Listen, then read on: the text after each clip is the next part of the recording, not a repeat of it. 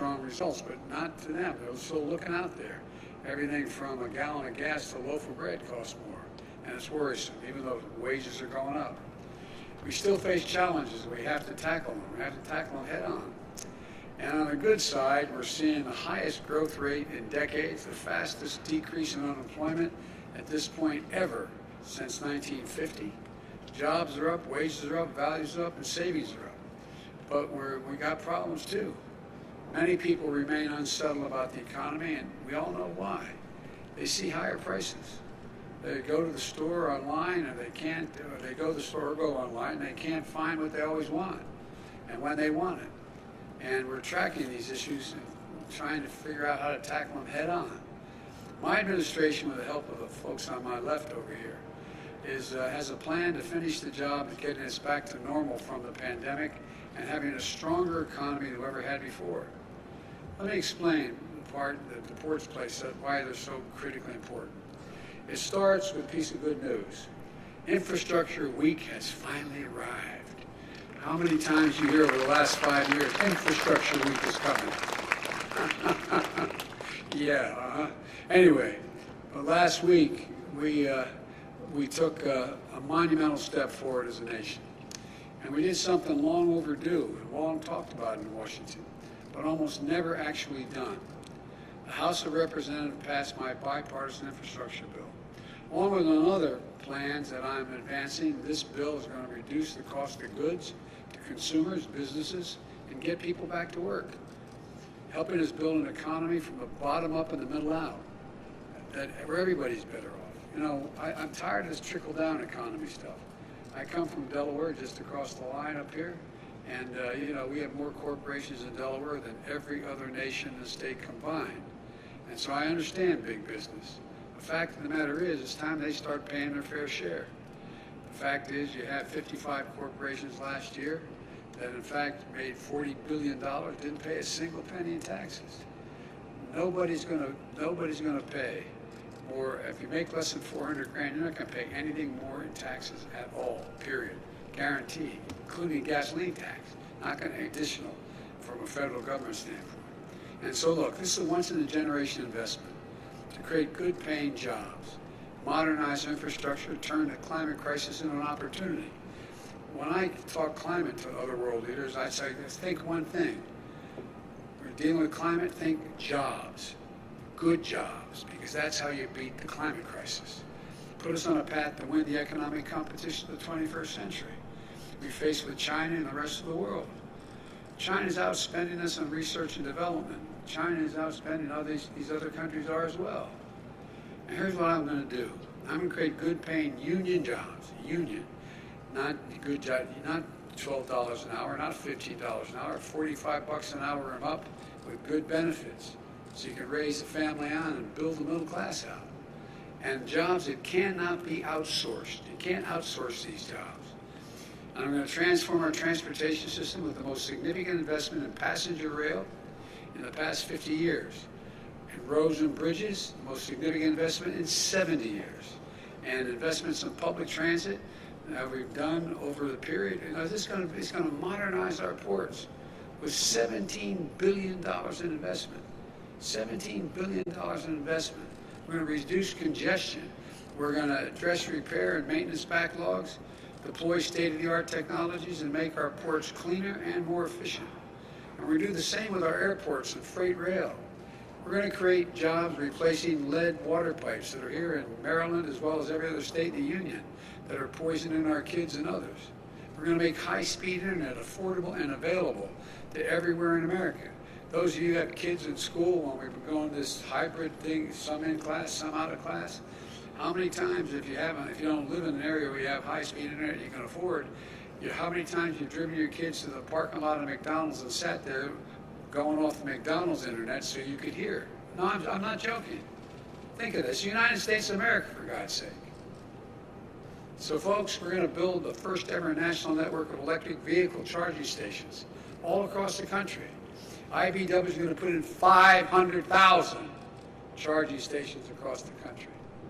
And guess what? That's in the Recovery Act. That's in the Build Back Better bill. which is not going to raise taxes 1 single cent. It's totally paid for by making taxes work for people who make over 400 grand and just do their fair share. I'm a capitalist, man. You should be able to be a millionaire or billionaire if you can, but pay your fair share. Pay something along the line. I'm going to get America off the sidelines on manufacturing. Manufacturing of solar panels, wind turbines, batteries to store energy and power the electric vehicles, from school buses to automobiles. We're also going to make historic investments in environmental cleanup and remediation, rebuilding resilience against superstorms and droughts and wildfires and hurricanes. I traveled all over the country this year. You know, there's literally $99 billion in losses because of storms this year. $99 billion. You ever think you'd hear somebody stand up and say the Colorado River is being drained? You ever think you'd go out, more wildfires in the West than the entire, and lost, land lost, homes lost, to burn to the ground. I've flown over in Marine One, than the entire state of New Jersey, from the Cape all the way to New York. That's how much we've lost in America. So far. According to economic experts, this bill is going to ease inflationary pressures, lowering the cost of working families. 17 Nobel laureates in economics wrote a letter to me about 10 days ago saying this is going to bring inflation down, not up. But best of all, the vast majority of these jobs we're going to create don't require a college degree. Don't require it. This is the ultimate blue-collar blueprint to rebuild America. I'm not waiting to sign a bill to start improving the flow of goods from ships to shelves. Yesterday, I announced a port plan of action. It lays out concrete steps for my administration to take over the next 3 months to invest in our ports and to relieve bottlenecks. This builds on the progress we've already made. Last month, I reached a deal with 2 of the largest ports in America, the Port of Los Angeles and Long Beach. And I met with you guys, with the longshoremen there, and we worked out a deal between the port owners and the longshoremen to move toward operating those 2 ports. Okay, 40% of everything in the Pacific comes through those 2 ports. And they're lined up, ships are lined up, 70-some lined up out as far as you can see. So they all agreed. We're going to go 24 hours a day, 7 days a week. It's already paying off. Last week, the number of container ships in the docks for more than 9 days fell by over 20%. And now we're announcing steps to improve ports in the East Coast, to provide support for the Port of Savannah, the 4th largest container port in the country, to help reduce congestion. With our help, they now have the funds they need to set up 5 new inland port sites in Georgia and North Carolina so goods can get closer to their final destination more quickly. And other ports across the country will have the resources they need to make these kinds of immediate investments as well. The challenge we need to meet here, and my plan is going to help address, has to do with the supply chain. You hear a lot about the supply chains in the news, but frankly, not a lot of people have a clear understanding, whether they have a PhD or they didn't go to school, about how a supply chain works. It says easy to talk about it, but what's the impact on the economy, let alone how to fix it? It's perfectly understandable because supply chains are incredibly complex. As long as goods and materials are getting where they need to go on time, there's usually no need to worry about the supply chains. But when global disruptions hit, like a pandemic, they can hit supply chains particularly hard. COVID-19 has stretched global supply chains like never before. And suddenly, when you go to order a pair of sneakers or a bicycle or Christmas presents for the family, you're met with higher prices and long delays, or they say they just don't have any at all. The reason for that last year has a lot to do with most companies how they make their products today. In simple terms, supply chain is just the journey that a product takes to get to your doorstep. Raw materials, plus labor, assembly, shipping, everything it takes to create the finished product. These supply chains are complex. Even products as simple as a pencil can have to use the wood from Brazil, graphite from India, before it comes together at a factory in the United States to get a pencil. Sounds silly, but that's literally how it happens. So if all of a sudden you got COVID crisis in Brazil, you can't get the product maybe because the plant shuts down. That's what's happening. Products like smartphones often bring together parts from France, Italy, chips from the Netherlands, touch screens from New York State, camera components from Japan, supply chain that crosses dozens of countries. That's just the nature of the modern economy, the world economy. The global supply chains have helped dramatically bring down the price we pay for things we buy. But they also made us much more reliant on what happens in other parts of the world. So if a factory in Malaysia shuts down due to a COVID outbreak, which they have, it causes a ripple effect that can slow down auto manufacturing in Detroit. Why? They can't get the computer chips they need. It's a climate disaster to close the port in China. It can delay shipment of furniture or clothing, reduce worldwide supply, and driving up prices here in America. And the irony is people have more money now because of the first major piece of legislation I passed. You all got checks for $1,400. You got checks for a whole range of things. If you're a mom and you have kids under the age of 7, you get $300 a month.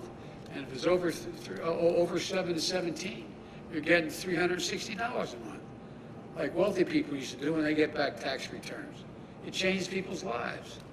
But what happens if there's nothing to buy, you got more money, you compete for getting it there, it creates a real problem. So on the one hand, we're facing new disruptions to our supplies. At the same time, we're also experiencing higher demand for goods because wages are up, as well as people have money in the bank. Because of the strength of our economic recovery, American families have been able to buy more products. But guess what? They're not going out to dinner and lunch and going to local bars because of COVID. So what are they doing? They're staying home, they're ordering online, and they're buying product. Well, with more people with money buying product and less product to buy, what happens? The supply chain's the reason. The answer is you guys. I'll get to that in a minute. But what happens? Prices go up. So we got nearly 20% more goods coming into the country than we did before the pandemic struck. In 19 days, COVID-19 has changed the way we spend our time and our money. More products are being delivered than ever before. That's because people have a little more breathing room than they did last year, and that's a good thing. But it also means we got higher demand for goods at the same time we're facing disruptions in the supplies to make those goods. This is a recipe for delays and for higher prices, and people are feeling it. They're feeling it. So everything keep paying this much for a gallon of gas? In some parts of California, they're paying $4.50 a gallon. That's why it's so important that we do everything in our power to stabilize the supply chain. And here's the good news. Yesterday, I spoke with the CEOs, personally spoke with the CEOs of the major retailers, Walmart, Target, and the leading freight movers, FedEx and UPS. They assured me that the shelves will be stocked in stores this holiday because they signed on a 24/7 as well. They signed on a 24/7. And they provide more avenues. They're getting more of their containers off the ports quicker than ever before. There's a lot of stuff on the ports that was sitting around, staying there. Why? Because it no longer is the product they need at this moment.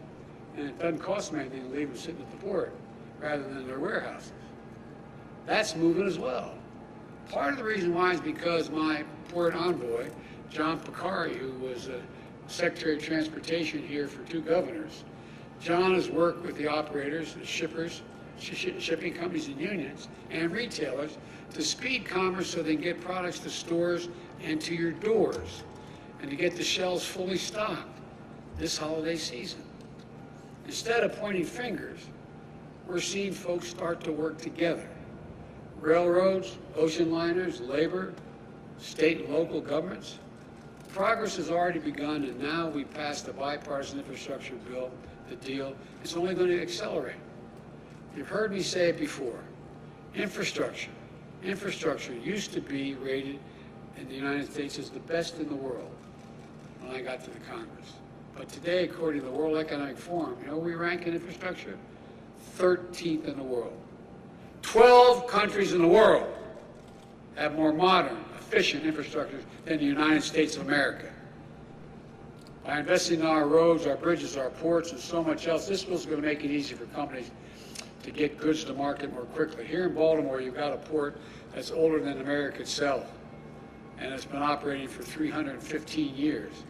By the way, got any Marines here? Any former Marines? Raise your hand. Well, if you're here as a Marine, happy birthday. It's your 247th birthday of the United States Marine Corps. They deserve some applause. Look, this port is connected to the nation's oldest rail line, the B&O Railroad, which in turn relies on the tunnels that are about 100